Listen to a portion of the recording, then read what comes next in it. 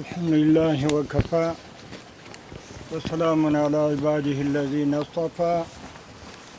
أعوذ بالله من الشيطان الرجيم. بسم الله الرحمن الرحيم. قال الله تعالى فانتشروا في الأرض وابتغوا من فضل الله. صدق الله العلي العظيم وصدق رسوله النبي الكريم. د هرات ولایت محترم والی صاحب، د امارتي ادارو محترمو مسؤلینو، قدرمنو مشرانو، مجاهدینو، د رسنۍ استازو، میلمنو او ټولو حاضرینو ته السلام علیکم ورحمت الله وبرکاتو. د خوشحالۍ ځای دی چې نن د عصر د یوې مهمې اړتیا له مخې په ګران هیواد کې د سیمنټو د تولید او د خودکفایي په برخه کې یو بل مهم ګام اخلو. او په هرات ولایت کې د ګلبهار سیمنټو د نوي تولید فابریکې د جوړولو د بنسټ ډبره ږدو. له هر څه وړاندې ټولو هیوادوالو ته د دې مهمې فابریکې د جوړولو د عملي چارو د پیل له امله مبارکي وایم او له ټولو اړوندو ادارو څخه مننه کوم چې دې برخه کې یې هلې ځلې کړي دي. قدرمنو حاضرینو، صنعتي کېدل د هر هیواد د لوی اهدافو په سر کې قرار لري. هغه هیوادونه چې په مختلفو برخو کې تولیدي فابریکې لري نه یوازې په کور دننه د هیوادوالو اړتیاوې پوره کوي، بلکې خپل اضافي تولید نورو هیوادونو ته هم صادروي. تولیدي فابریکې د هیواد د ملي تولید او ملي عوایدو په لوړېدو او د ملي اقتصاد په پیاوړتیا او متوازنه وده کې بنسټیز رول لوبوي.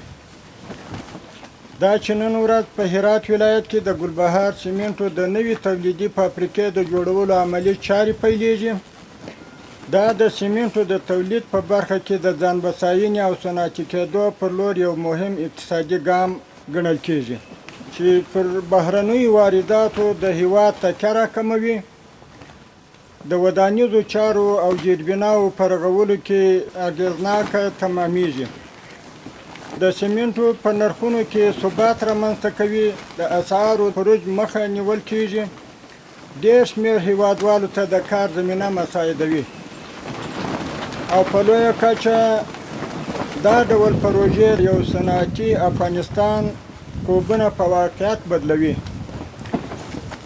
د ګلبهار د سیمنټو د تولید دا فابریکه به په ورځ کې 4000 ټنه تولیدي ظرفیت ولري چې 15000 هیوادوالو ته به پکې مستقیم او غیر مستقیم کاري فرصتونه وموندل شي او د 18 میاشتو په جریان کې به د جوړولو ټولې چارې بشپړ او ګټه اخیستنې ته وسپارل شي انشاءالله تعالی.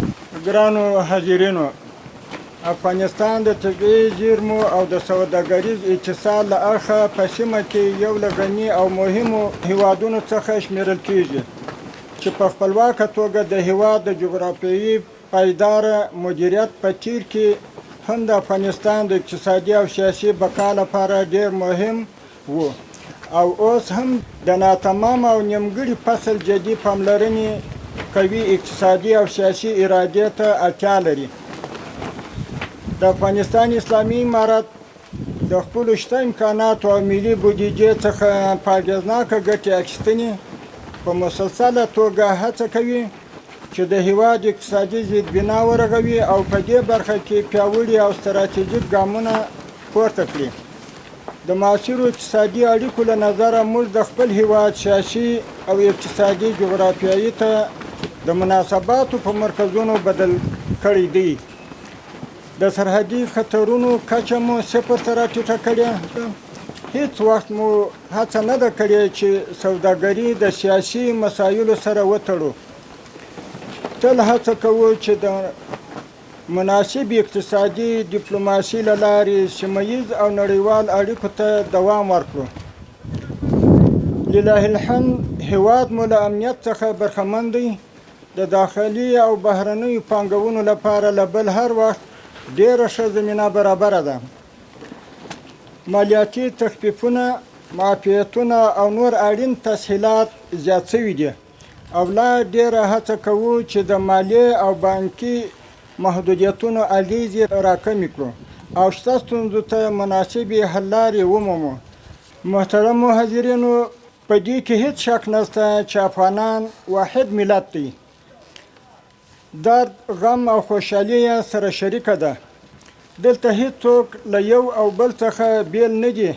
دې ملت ته د افغانستان معاصر تاریخ دا ثابته کړې ده چې چا ورسره ظلم کړی او چا یې په زخمونو پټۍ ایښي دي. ولس مو هوښیار دی او له ترخو تجربو یې زده کړه کړې ده. له یوې خوا د افغانستان اسلامي امارت د هیواد د ټولې جغرافیایي او اوسنۍ ارام وضعیت ساتلی شي او له بل لوري زموږ ولس هم نور شر اچوونکو کړیو ته په خپله خاوره کې اجازه نه ورکوي. په پای کې د یادې فابریکې د جوړولو په برخه کې له ټولو اړوندو اړخونو څخه ټینګار غوښتنه کوم چې ټولې چارې د منل شوي معیارونو سره سمې په پوره امانتدارۍ پر مخ یوسي او له هر ډول کاري او تخنیکي غفلت څخه ډډه وکړي. الله تعالی مو د دواړو دارینو نیکمرغي او سعادت نصیب کړه. والسلام علیکم ورحمت الله وبرکاته.